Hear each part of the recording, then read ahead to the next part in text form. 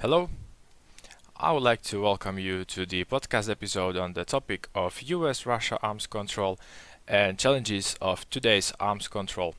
Since the end of the Second World War and after the Hiroshima bombing, the number of nuclear weapons has raised. In the year 1970, 40,000 of warheads were in the world, with 99% of which was possessed by the US or Russia. The nuclear arms race has reached a total number of approximately 64,000 of warheads in 1986. The biggest fear of people in the Cold War era was the emergence of nuclear conflict between these two actors in bipolar world. Despite few different occasions that took place, such as Cuban Missile Crisis or the 1983 Soviet nuclear false alarm and Operation Able Archer, this nuclear conflict did not take place. The fact that the number was so high that it could destroy our entire world as we know it jointly led to talk about decreasing this number, mostly between the two main countries that possess nuclear weapons, US and Russia. The concept of arms control implies some form of cooperation in the field of military policy between generally competing or hostile nations to reduce the likelihood of war or, if war does occur, limit its destructive power. Broadly speaking, arms control stems from the historical practice of national disarmament, with a long history of successes and failures since the 20th century. However, narrower definitions of each term reveal key differences between disarmament and arms control. Complete or general disarmament may involve the elimination of a country's entire military capability. Partial disarmament may include the elimination of specific types or categories of weapons, or general reductions of all categories of weapon, while disarmament treaties often prohibit the possession or manufacture of weapons outright. Arms control treaties often operate by restricting the testing, use, or deployment of specific types of weapons.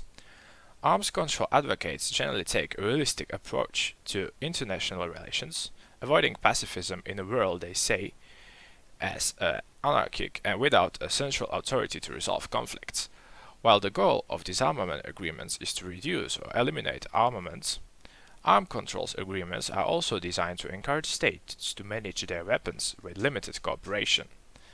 Nonetheless, arms control efforts, especially between the United States and the Soviet Union during the Cold War, proved useful in limiting the nuclear arms race, and by the late 20th century the term arms control was commonly used to define the nuclear weapon arms control talks. I would like to describe a brief history of these treaties that were important in the 20th century and got us to the situation of today's arms control talks. The pursuit of nuclear weapons by most states leads to calls for an international framework to halt proliferation. The United Nations began discussing a treaty in 1959. The Soviet Union, the United Kingdom and the United States signed a treaty on the non-proliferation of nuclear weapons shortly, NPT, on July 1, 1968, after several versions agreeing to pursue comprehensive disarmament. China and France do not become members until 1992. The non-nuclear signatories agree not to acquire nuclear weapons. The NPT has shown 190 signatories, making it the most widely followed arms control agreement. Only India, Israel, North Korea, Pakistan and South Sudan are still not signatories to the treaty, with the first four possessing or suspected of possessing nuclear weapons. The late 1960s and early 1970s developed in a hopeful era of nuclear arms control, which becomes most apparent in the strategic arm limitation talks or SALT. The two sides forged a pair of groundbreaking agreements in 1972, the Anti-Ballistic Missile (ABM) and SALT I. The ABM treaty limits the country's deployment of missile defense system to their national capital and one ICBM site. In 1997, 5 years after the dissolution of the Soviet Union, 4 former Soviet republics agreed with the United States to succeed the USSR's role in the treaty. In June 2002, the United States withdrew from the treaty, leading to its termination, due to potential risk of nuclear blackmail by rogue states. SALT I restricted number of nuclear missile silos and submarine large missiles tubes for a 5-year period. Third one does not address strategic bombers or warhead arsenals. In June 1979, the United States and Soviet Union signed a SALT II agreement that would have placed further limits on the nuclear weapons and launch platforms, including strategic bombers, and imposed certain notification requirements and new testing bans.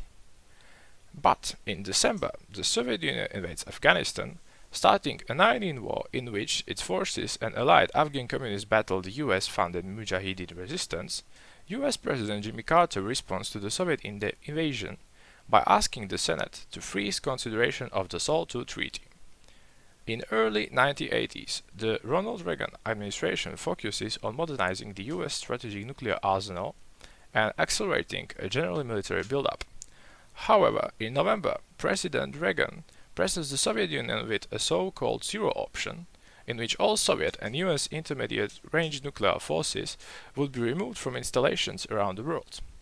The following June, Reagan proposes a Strategic Arms Reduction Treaty, or START, which seeks deep cuts in warhead counts and delivery vehicles. Soviet concerns are heightened as the North Atlantic Treaty Organization begins to deploy upgraded Pershing missiles in Western Europe capable of striking targets in Russia. The Pershing II rollout triggers massive anti-nuclear protests in European NATO states. In October 1986, Soviet leader Mikhail Gorbachev and Reagan hold an extraordinary short-notice meeting in Iceland, Reykjavik, where the two leaders nearly agree to abolish their offensive nuclear weapons within 10 years. The deal unravels over the question of missile defense testing and the SDI research underway in the United States. The Soviets favor a strict interpretation of the ABM treaty that confines research and development to laboratories, while the United States argues for a broad interpretation allowing the development and testing of space-based missile defense technology. Despite their failure to reach an agreement in Reykjavik, the measures discussed paved the way for subsequent nuclear diplomacy. This event led to the signing of the Intermediate Range Nuclear Forces Treaty, so-called INF. Reagan and Gorbachev signed the treaty on 8 December 1987. The INF treaty banned all of the two nations' land-based ballistic missiles, cruise missiles, and missile launchers with ranges of 500 to 1000 kilometers, also called short or medium range, and 1000 to 5.5 thousand kilometer, called intermediate range. The treaty did not apply to air or sea launched missiles. By May 1991, the nations had eliminated almost 3,000 missiles, followed by 10 years of on-site verification inspections. US President Donald Trump announced in October 2018 that he was withdrawing the US from the treaty due to Russian non-compliance. The United States claimed another reason for the withdrawal was to counter a Chinese arms buildup in the Pacific, including within the South China Sea, as China was not a signatory to the treaty. The US formally suspended the treaty on 1st February of 2019, and Russia did so on the following day in response. In July 1991, with the collapse of the Soviet Union just months away, US President George Bush and Gorbachev signed the START Treaty. The agreement is a success as both sides, which each had more than 10,000 deployed warheads in the 1990s, pledged to reduce their arsenals to well below 6,000 by 2009. In March 1992, the United States, newly independent Russia, and 25 other countries signed the Treaty on Open Skies, which allows members to conduct scheduled reconnaissance flights over another's territory. Belarus, Kazakhstan, and Ukraine signed the Lisbon Protocol to the START agreement in May, committing the newly independent states to transferring the former Soviet nuclear arsenals to Russia and to joining the NPT as non-nuclear weapon states.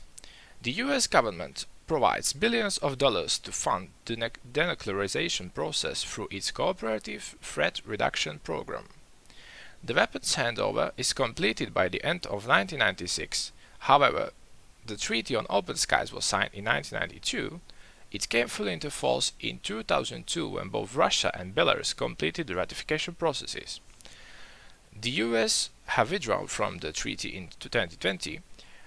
Secretary of State Mike Pompeo on Twitter said, "America is more secure because of the withdrawal," while adding, Russia remains in non-compliance with its obligations. Russia has been accused of repeatedly violating the treaty by blocking surveillance flights around certain areas, including the Russian enclave of Kaliningrad and the border with Georgia, as well as denying flights over Russian military exercises. In 1993, both sides signed START II, which aims to limit the number of strategic nuclear weapons that the parties can hold to 3.5 thousand, respectively. However, this treaty never comes into effect. In May 2002, George Bush and Russian President Vladimir Putin signed the Strategic Offensive Reduction Treaty, also called SWORD, or known as the Moscow Treaty, agreeing to significantly cut the number of deployed strategic nuclear warheads within 10 years. Critics say that the SWORD, which effectively supersedes START II, is too vague and lacks adequate compliance measures. In 2009, President Obama set a new tone for US engagement with the world, giving a series of high-profile foreign policy addresses in Prague, Cairo and Moscow. He says the United States has a moral responsibility to lead the world in nuclear disarmament and pledges to negotiate new strategic weapons reductions with Moscow. As part of this effort, Obama says the United States and Russia should reset their relationship so they can focus on common challenges, including nuclear non-proliferation, counterterrorism, and the global economic recession. In April 2010, Obama and Russian President Dmitry Medvedev signed a new strategic arms reduction agreement in Prague, the New START Treaty, replacing the first START Treaty, which expired in 2009. The so-called New START Treaty commits Washington and Moscow to another round of cuts to their strategic offensive arsenals.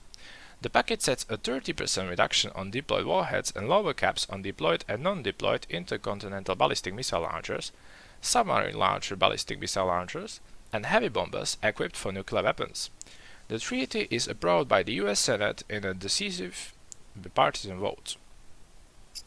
The Russian parliament approved it early in 2011. During the negotiations for New START, verification was one of the core tenets deliberated between the United States and the Russian Federation.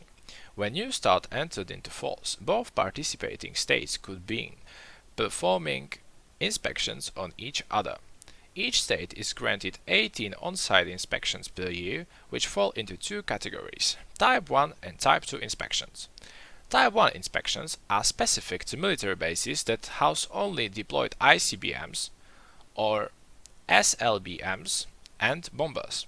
Type 2 inspections include facilities that have non-deployed systems as well.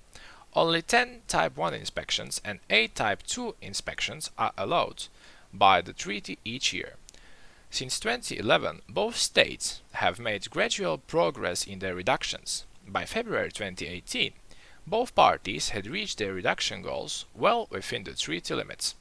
However, the New START Treaty was signed only for 10 years, which expired in 2021, and possible prolonging period, which is current until 2026. There is no certain future about how will the arms control talks look like. My guest for the podcast is Dr. Nikolai Sokov, that will tell us more about the New START and the arms control challenges today. I would like to welcome Dr. Nikolai Sokov, who is a senior fellow at Vienna Center for Disarmament and Non-Proliferation. Dr. Sokov was awarded the degree of Candidate of Historical Sciences in 1996 and PhD in Political Science in 1996. In 1987 to 1992, Dr. Sokov worked at Ministry of Foreign Relations of USSR, respectively Russian Federation. He participated in START I, START II, and other arms controls negotiations, as well as numerous summit and ministerial meetings. Dr. Sokov joined the James Martin Center for Non-Proliferation Studies in 1996, where he has worked since. He is regularly invited to speak at various conferences and other public events and has consulted many international organizations. Dr. Sokov, welcome. Hello. My first question would be, as our podcast is about the US and Russia arms control and today's challenges, what impact has the war in Ukraine on New START implementation? Well, the implementation of New START continues. It continues well without too many challenges, except on-site inspections. The parties continue to exchange notifications. All provisions of the treaty are being implemented. The on-site inspections are a challenge, a problem. They were stopped in 2020 because of the COVID pandemic. Okay. And the parties were supposed to resume inspections this summer, but it didn't work. Yes, I can go into details about mutual accusations who's at fault, but basically this has not happened, and primarily because of the sanctions that were introduced against Russia as a result of the war in Ukraine. Specifically, the problems are that aircraft with inspectors have to cross the territories of some US allies.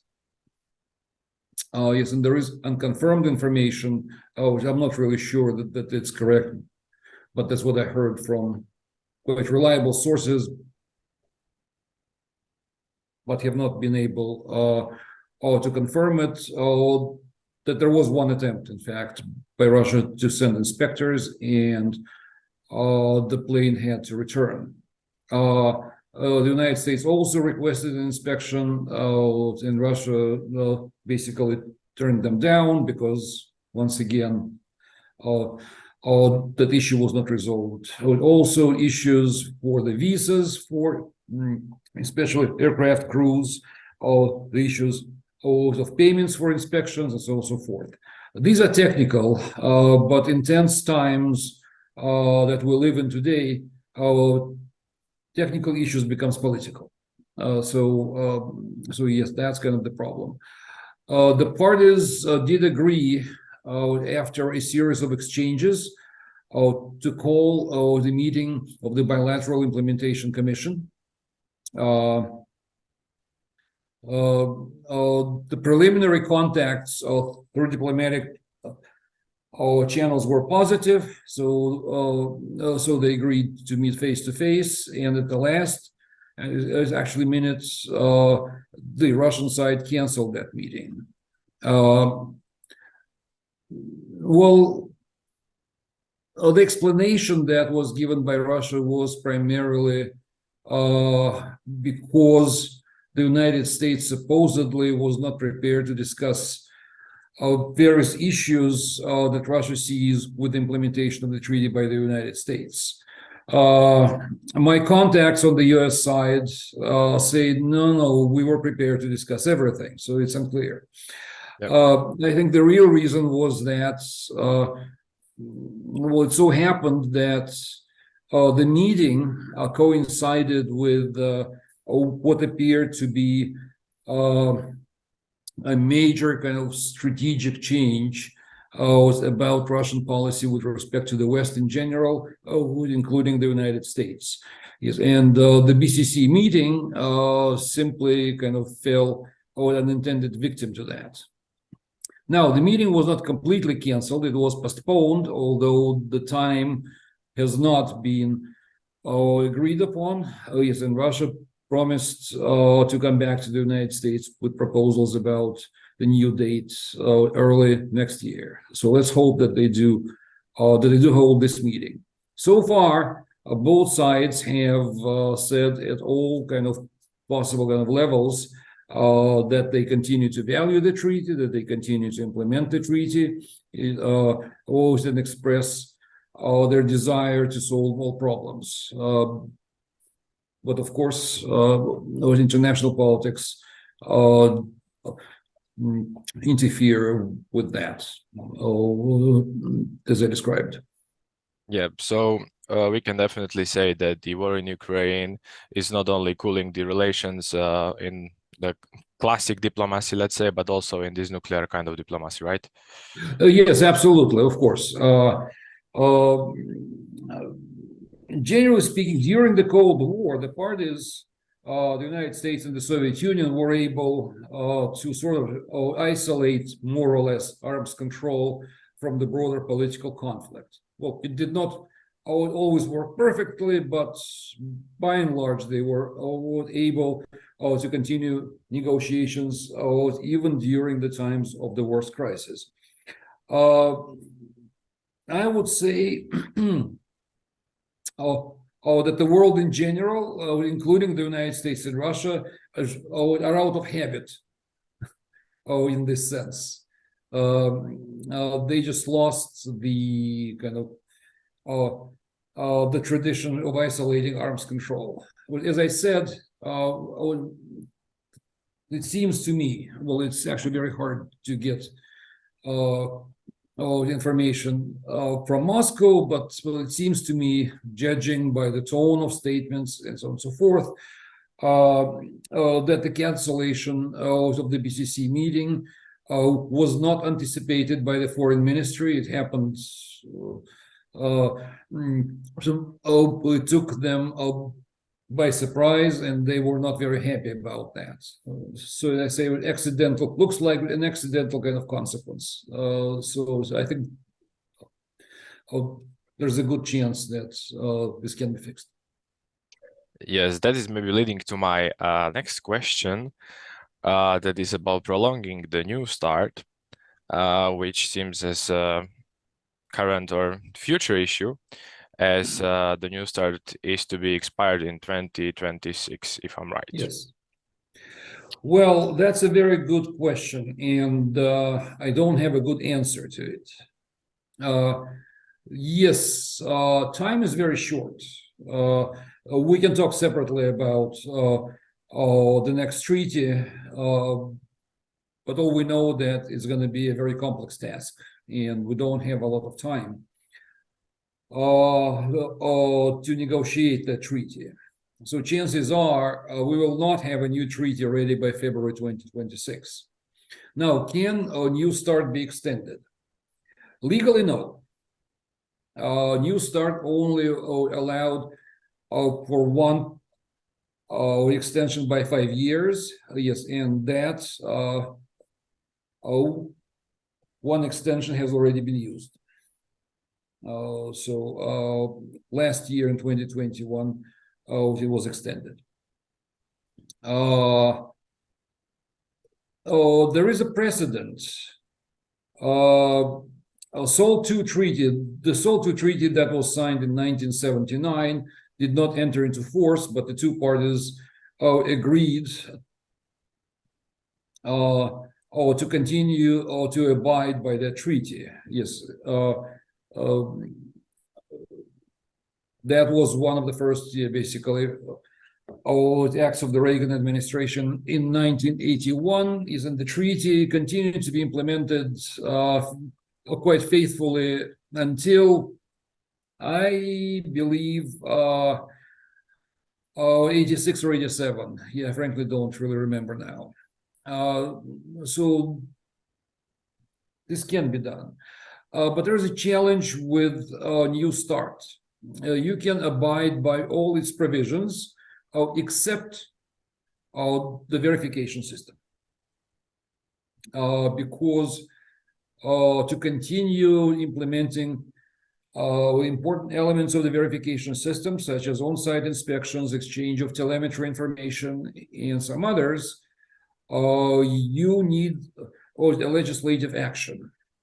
I can believe that the Russian parliament can agree to that. It will be more challenging to obtain the agreement of the US Senate. So my concern is that to continue abiding by New START, you effectively need a new ratification. If that would be the case, that would be a major actually challenge. Well, as far as I know, no one has seriously contemplated the extension of New START. That would really require with a lot of work from lawyers, but this will not be easy. That cannot be done simply by the executive decision, as far as I can understand the situation. Maybe another technical question. How do you see the limitations of the arms as are said in the New START? Would they reduce in your opinion, or would they shift somewhere else?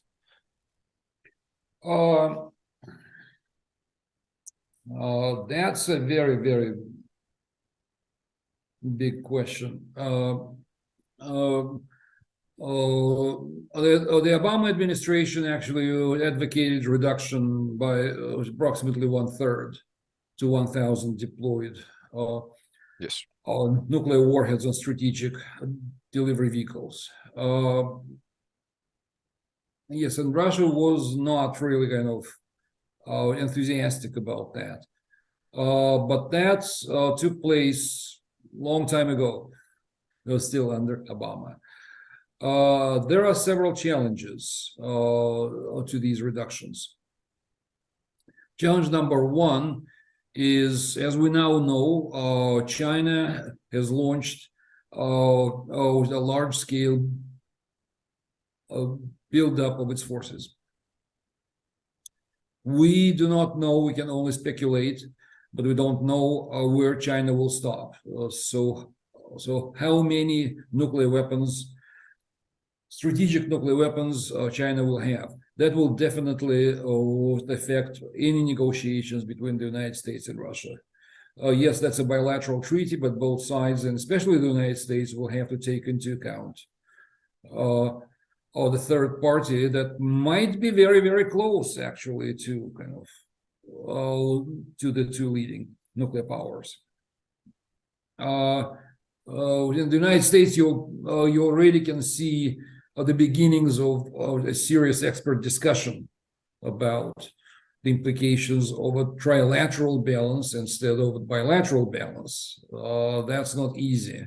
Really, we don't have a lot of experience historically with multilateral military balance. In fact, I think the latest one was the Washington Treaty of 1922 or 3, I remember, that regulated the navies was of 5 leading powers. Yes, that was a major, actually, challenge and headache. Yes, and the treaty did not last too long either. It did function for quite considerable length of time, though. So how can we do that with a trilateral? No one really knows. Second is that New START really only concentrates on strategic delivery vehicles. Today, it's much more complicated. In fact, well, even before the signing of New START, actually, Russia talked about the concept of strategic equation, saying that besides strategic nuclear weapons, the next treaty should also address missile defense, long-range conventional weapons, and space weapons. What are not very well defined, actually, notion. No one knows exactly, to be honest, what Russia means by it. The United States, however, wanted to concentrate on nuclear weapons, but not just on delivery vehicles for nuclear weapons, as has been kind of the case so far in arms control, but on nuclear stockpiles. So the physical, actual nuclear weapons, the things that that explode. Well, it's just important to keep in mind that the two parties have been doing arms control on nuclear weapons. Well, they've been in negotiations since 1969, but at no point during that time nuclear weapons themselves have been limited. Well, it's always been only delivery vehicles equipped with nuclear weapons. So the United States, under Obama administration, declared that it wanted to concentrate on nuclear weapons, but on stockpiles. So not only the deployed weapons, but also the stored weapons, and not only strategic nuclear weapons, but also non-strategic. So all nuclear weapons. That's a major challenge that's never been done. We don't have a precedent. We don't know how to verify that.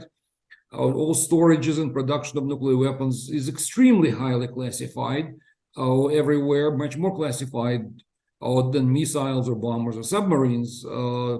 So that would be a major challenge. So new negotiations did not start under Obama because the two parties basically had a completely different ideas about the future treaty. The Russians wanted to leave the nuclear side same as New START, right? Well, maybe go slightly further, but it did actually want to add other elements such as long-range conventional and missile defense, whereas the United States insisted that only nuclear, but not the old way, but also the stockpile. So as a result, new negotiations never actually began under Obama. They never began under Trump, which was not very enthusiastic about arms control to begin with. There was an unexpected breakthrough in the fall of 2020. So in the summer of 2020, the two parties suddenly started to do business in a serious way. You see, when I say serious way, that means really one important thing. They established working groups that would discuss matters for an extended period of time, day in, day out.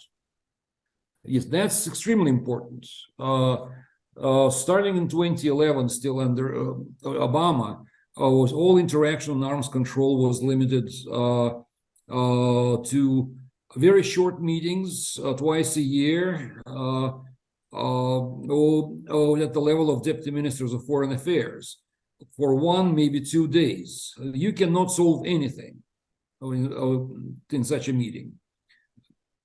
Well, that's really well known. That's also been my experience. To achieve something, you need to keep talking, asking questions, trying to figure out details. But under Obama, parties really never established working groups. I don't know really why, but that never happened. So the first time such groups were established and serious dialogue began in the summer of 2020, and parties suddenly started kind of to become closer. In the fall of 2020, there was the first major breakthrough. The Trump administration, same as its predecessor, proposed to limit nuclear stockpiles. For the first time ever, the Russians said, okay, we agree to freeze the number of nuclear warheads.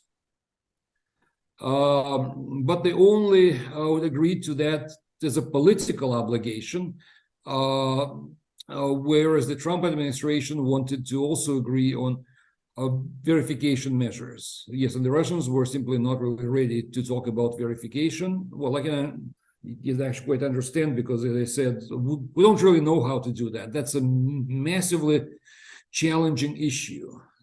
You need separate negotiations, and they will take time and effort. So negotiations really broke down just over kind of that question: will it be a political obligation, or it will include verification? But nonetheless, there was a major precedent in the fall of 2020. Actually, Moscow was agreed for the first time ever to discuss on nuclear weapons stockpiles. In 2021, things were going up and down. The parties began same way as Obama did, just high-level meetings. It took several months, actually, to establish 3 working groups to begin in-depth discussion. That happened at the end of 2021. And well, it seems to me, my friends who was in Washington are I don't like to talk about details, but it seems to me, at least, that that administration was kind of going back and forth. Yes, at some point it was ready to consider the Russian proposals about expanding the format of the future agreement. Then they went back to Obama position, so forth. So yes, it was going back and forth.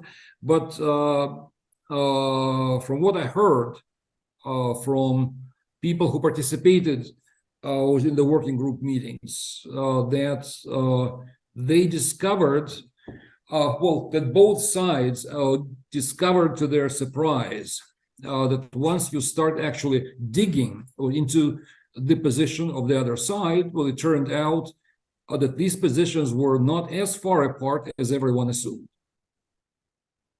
So by December 2021, you could apparently see indications that progress is possible. In fact, even the terminology nowadays, yes, and I must note here that the United States, the State Department, Department of Defense, and other agencies that contribute to arms control policy, they continue to work, actually, to work on the position to be ready to resume negotiations. So whereas actually the Russians have been using the formula strategic equation, the formula that's being used now inside US government is strategic environment. Yes, quite actually close. And looks like the United States also is no longer averse to discussing the issues that Russia always wanted to discuss. So I think that it is actually possible to begin serious kind of negotiations or in-depth negotiations. But once again, if you throw in the issues about which what each of the two sides is concerned, that's a really massive kind of task. And I simply do not see how it might be possible to agree to a new treaty in 23, 24, in 3 years. So yes, that's the challenge. That's kind of the race against time. But nowadays, even an agreement to begin negotiations is politically very difficult. Yes, I would not even try to predict when such negotiations can begin. Yeah. Maybe another following up question. What would happen if the new treaty would not be signed? Well, that's not good. New START is really the last kind of treaty, the last arms control treaty that we had. Yes, I remember very well the days when we were signing one treaty after another. Yes, late 80s, early 90s. And it all looked very optimistic, and we can sign more and more and move further and further. That did not happen. Well, in fact, after the Cold War ended, both parties simply dropped the ball. No one was really interested in arms control. No one wanted to invest in arms control. So after START 1 treaty was signed in 91, in 93, the parties all signed START 2, but it never entered into force. In 97, they began consultations on the START 3, but these consultations never got completed after the election in the United States in 2000. In 2002, the two parties signed the SORT actually treaty, the Strategic Offensive Reductions Treaty, which was really shaped by the George W. Bush administration. And it's my absolutely firm conviction that SORT was the worst arms control treaty was in at least the last like 60, 70 years. It was a disaster. It was not arms control. Only after START 1 expired in 2009, the two parties finally signed a normal kind of treaty on New START. Now that New START is the last actual treaty, and we treat it as, oh my God, yes, that's really kind of the most important thing. But it's worth keeping in mind when New START was being negotiated, it was not seen as a major, event. It was seen as a bridge to a new treaty. Well, you see, with the expiration of START 1, the parties lost all the transparency, all the predictability regime. They lost exchange of data, notifications, on-site inspections, and stuff like that. So they wanted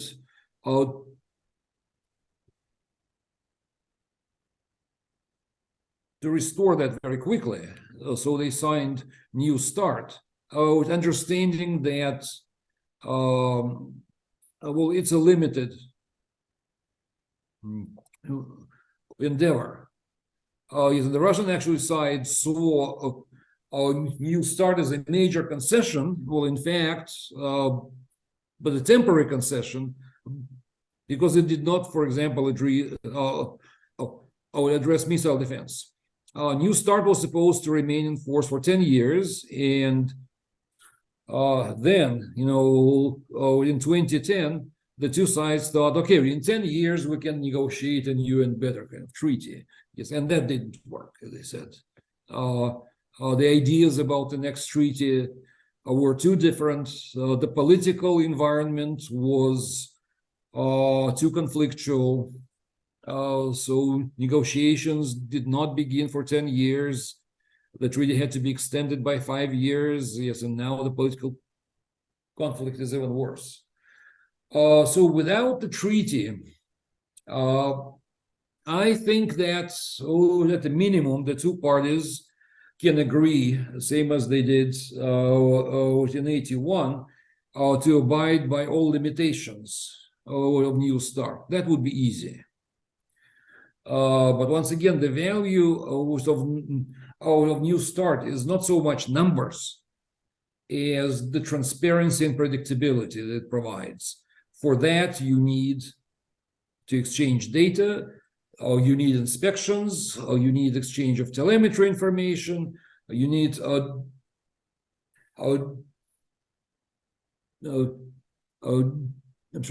demonstration of new weapons, and so on and so forth. That would require legislative action. Basically, you cannot send an inspection, say, to Russia, if Congress has not authorized money for these inspections. It's simple like that. It's the power of the purse that the legislative branch in the United States has. To get that money, you need congressional action. So yes, that's kind of that's the challenge that we face.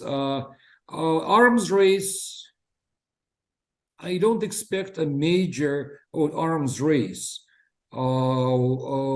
within the category of the weapons that's subject to New START.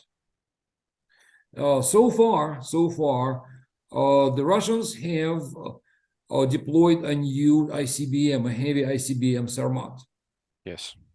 But okay, well, it will be deployed in limited numbers. The most important thing about Sarmat is that it can carry the avant-garde hypersonic maneuvering warhead. Let's put it simple. But that warhead is not limited by New START. You can put anything you want on a missile. Only the missile itself is subject to the treaty. There are other kind of weapons, such as the hypersonic Kinzhal and Zircon. They are not limited by New START at all. In fact, one of the goals of the United States at new negotiations will be to somehow get a handle on these new weapons, but you cannot do that, well, if you simply have a new start. These weapons are not subject to new start, period. The United States is entering a period of very serious modernization and replacement. The strategic arsenal the United States has now is old. These weapons, these systems cannot continue like forever, right? You need to replace them. Of course, the new systems will be better than the old ones. That always happens. So the United States will also have, by the end of the decade, a completely new strategic triad. The United States also works on hypersonic weapons of all basic modes and so on and so forth. So continuation of New START will have very limited impact on the arms race, you might say. So basically, nuclear and conventional postures of the two sides. You just need to understand that New START is a very small, actually relatively small kind of piece within a very, very big field. Yes, it's very kind of well known, everyone pays attention, so so forth, but let me put it quite brutally, actually. Whether we have New START or we don't have a New START will not have a lot of impact on the arms race, unfortunately. To truly contain arms race, to truly stabilize the strategic relationship, you need something much bigger. Yes, it will not be one big kind of treaty. You cannot negotiate that.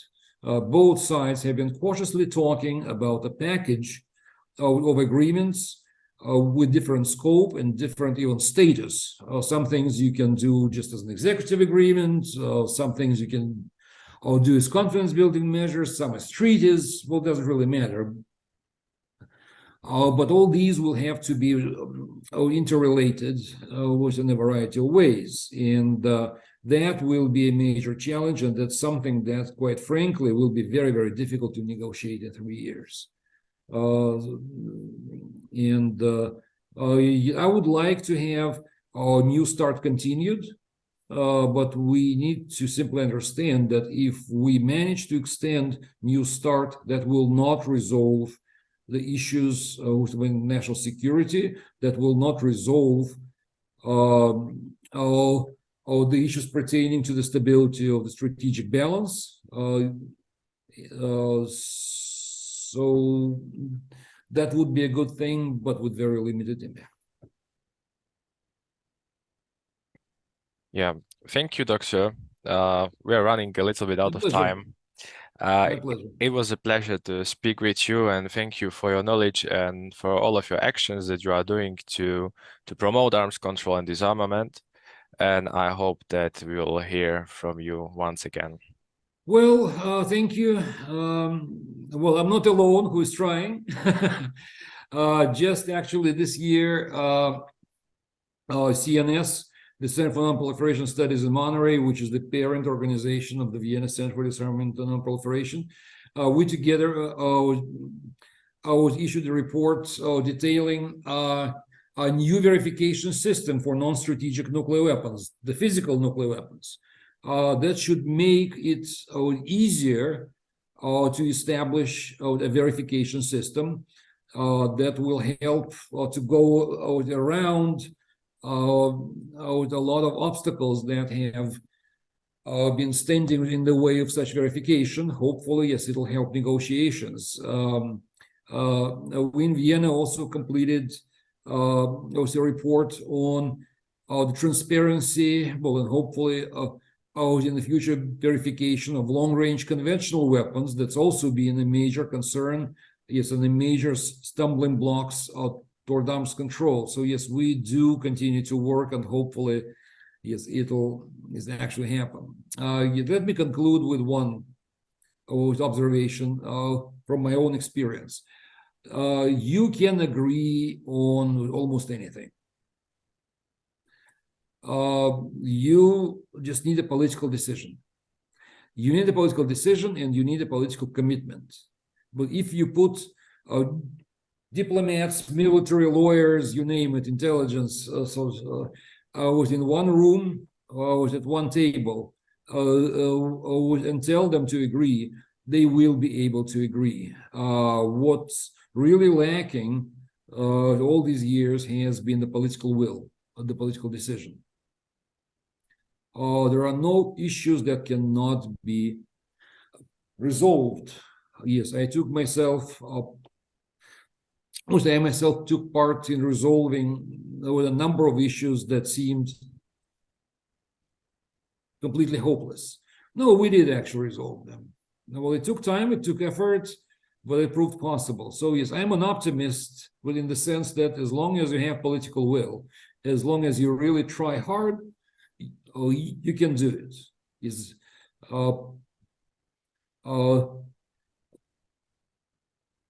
The biggest challenge is putting your mind to it, is in resolving the domestic political challenges. Once again, from my experience, negotiating between countries is relatively easy compared to negotiations inside your own, yes, actually country. So yes, let's hope that that will be resolved. Again, thank you very much. Thank you. Have a nice day. Goodbye. You too.